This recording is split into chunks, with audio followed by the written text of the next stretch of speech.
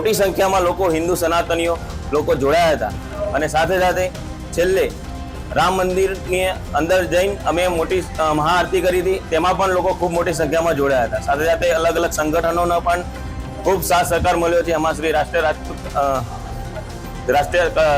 સનાતન સેના એ પણ જોડાઈ હતી અને સાથે એમની ટીમ પણ સાથે સાથે બધી મોટી સંખ્યામાં જોડાઈ।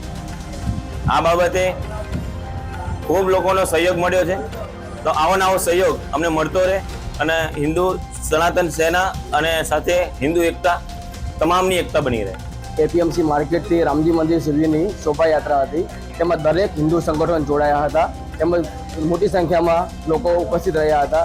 રામજી મંદિર પહોંચી મહાઆરતીનું આયોજન કર્યું હતું। મહાઆરતીમાં ઘણા લોકો જોડાયા હતા, તેમજ સર્વે હિન્દુ સંગઠનોનો ખૂબ ખૂબ આભાર અમે માનીએ છીએ। જય શ્રી રામ।